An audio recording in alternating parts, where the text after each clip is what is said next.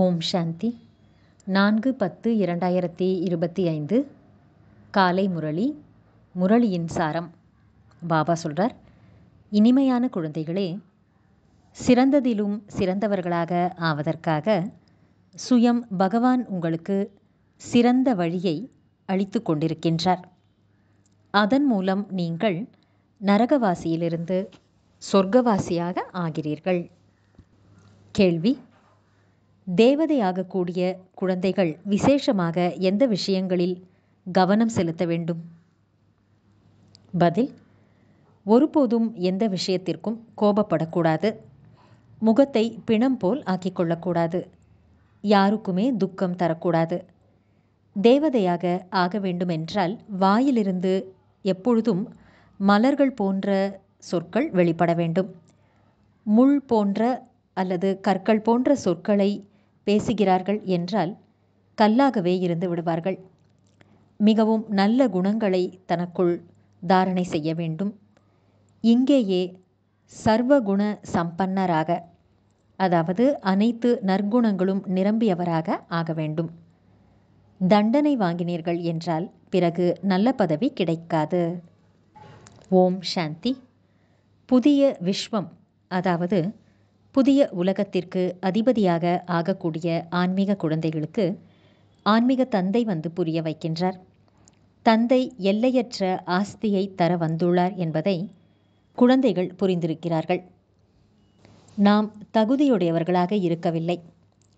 பிரபுவே, நான் லாயக்கு இல்லை, என்னை லாயக்காக ஆக்குங்கள் என்று கூறுகிறார்கள்.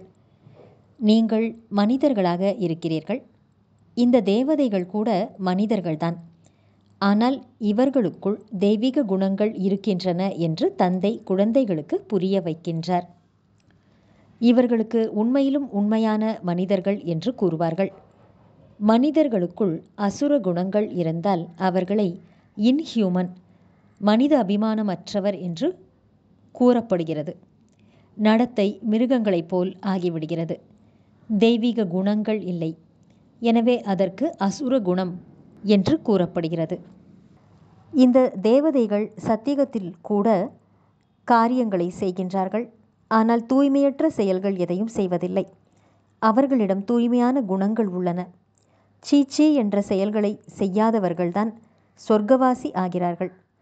நரகவாசிகள் மூலமாக மாயை சீச்சி என்ற இழிந்த செயல்களை செய்ய வைக்கிறது. இப்போது பகவான் வந்து சிறந்த சிரேஷ்டமான செயல்களை செய்ய வைக்கின்றார். மேலும் இது போன்ற இழிந்த செயல்களை செய்யாதீர்கள் என்று சிரேஷ்டமான வழியை அளிக்கின்றார். சிறந்ததிலும் சிறந்தவர்களாக ஆவதற்காக மிகச் சிறப்பான வழியை அளிக்கின்றார். தேவதைகள் சிறந்தவர்களாவார்கள் அல்லவா? அவர்கள் இருப்பதும் புது உலகமான சொர்க்கத்தில். இதுவும் உங்களில் வரிசை கிரமமாக முயற்சிக்கேற்ப அறிந்துள்ளீர்கள். எனவே மாலை கூட 8 மணிகளுடையது அல்லது 108 மணிகளுடையதாகும். பிறகு 16,108 மணிகளுடையது என்று கூட கூறினாலும் அதுவும் எவ்வளவு ஆகிறது? ஏனெனில் இத்தனை கோடி மனிதர்கள் உலகில் இருக்கிறார்கள். இவர்களில் 16,000 வெளிப்படுகிறார்கள் என்றால் என்ன ஆயிற்று? 0.25% கூட இல்லை. தந்தை குழந்தைகளை எவ்வளவு உயர்ந்தவர்களாக உருவாக்குகின்றார். எந்த ஒரு விகர்மமும் செய்யாதீர்கள் என்று தினமும் குழந்தைகளுக்கு புரிய வைக்கின்றார். உங்களுக்கு அப்பேற்பட்ட தந்தை கிடைத்துள்ளார் என்பதால் மிகுந்த குஷியோடு இருக்க வேண்டும். நம்மை எல்லையற்ற தந்தை தத்தெடுத்துள்ளார் என்று நீங்கள் அறிவீர்கள். நாம் அவருக்கு சொந்தமானவர்களாக ஆகிவிட்டோம். தந்தை ஸ்வர்க்கத்தின் படைப்பு கர்த்தா ஆவார். எனவே அப்பேற்பட்ட ஸ்வர்க்கத்திற்கு அதிபதி ஆவதற்கு தகுதியுடையவர்களாக சர்வ குணங்களும் நிறைந்தவராக ஆக வேண்டியுள்ளது. இந்த லக்ஷ்மி நாராயணர் சர்வ குணங்களும் நிறைந்தவர்களாக இருந்தார்கள்.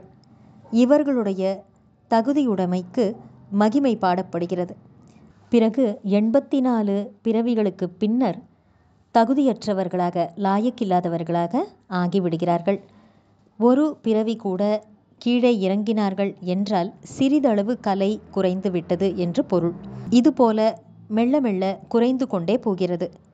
பிறகு ராவண ராஜ்யத்தில் மிக வேகமாக கலைகள் குறைந்து போய்விடுகின்றன. கிரகணம் பிடித்து விடுகிறது. எப்படி சூரியன் சந்திரனுக்கு கூட கிரகணம் பிடிக்கிறதல்லவா, அப்படியின்றி சந்திரன் மற்றும் நட்சத்திரங்களுக்கு கிரகணம் பிடிப்பதில்லை என்பதல்ல. எல்லோருக்கும் முழுமையாக கிரகணம் பிடித்துள்ளது. நினைவின் மூலமாகத்தான் கிரகணம் இறங்கும் என்று இப்பொழுது தந்தை கூறுகிறார்.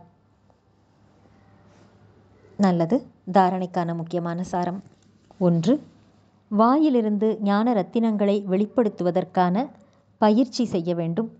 ஒருபோதும் தங்கள் வாயிலிருந்து முள் போன்ற அல்லது கற்கள் போன்ற சொற்களை பேசக்கூடாது. தனக்கு மற்றும் வீட்டிற்கு நன்மை செய்வதற்காக வீட்டினை படங்களால் அலங்கரிக்க வேண்டும். அதாவது ஞானத்தின் சித்திரங்களால் அலங்கரிக்க வேண்டும். அதை பற்றி ஞான சிந்தனை செய்து பிறகு மற்றவர்களுக்கு புரிய வைக்க வேண்டும். இந்த சேவையில் மும்முரமாக இருக்க வேண்டும். 2. தந்தையிடம் ஆசீர்வாதம் வேண்டுவதற்கு பதிலாக அவரது சிரேஷ்டமான வழிப்படி நடக்க வேண்டும். சிவபாபாதான் நன்றிக்குரியவர் ஆவார். எனவே அவரைத்தான் நினைவு செய்ய வேண்டும். நான் பாபாவுக்கு இவ்வளவு கொடுத்தேன் என்ற அபிமானம் வரக்கூடாது.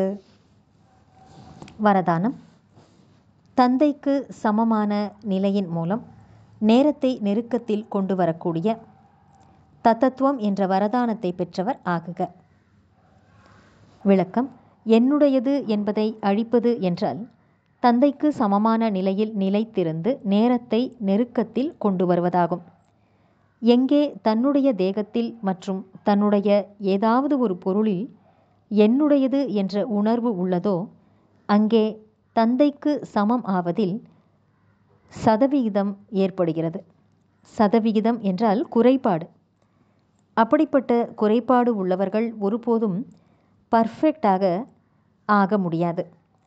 பர்ஃபெக்டாக சம்பூர்ணமாக ஆவதற்காக தந்தையின் அன்பில் மூழ்கியவராக சதா இருங்கள். சதா அன்பில் மூழ்கிய லவ்லீன் நிலையில் இருப்பதன் மூலம் சகஜமாகவே பிறரையும் கூட தனக்கு சமமாக மற்றும் தந்தைக்கு சமமாக நீங்கள் ஆக்க முடியும். பாப்தாதா தன்னுடைய அன்பான மற்றும் அன்பில் மூழ்கி இருக்கக்கூடிய குழந்தைகளுக்கு சதா தத்தத்துவம் என்ற வரதானத்தை, அதாவது அப்படியே ஆகுக என்ற வரதானத்தை கொடுக்கின்றார். ஸ்லோகன். ஒருவர் மற்றவருடைய சிந்தனைகளுக்கு மரியாதை கொடுத்தீர்கள் என்றால் தங்கள் பதிவேடு நல்லதாக ஆகிவிடும். நல்லது. இனிமையிலும் இனிமையான, காணாமல் போய் வெகு காலம் கழித்து தேடி கண்டெடுக்கப்பட்டுள்ள செல்லமான குழந்தைகளுக்கு தாயும் தந்தையுமான பாப்தாதாவின் அன்பான நினைவுகள் மற்றும் காலை வணக்கம்.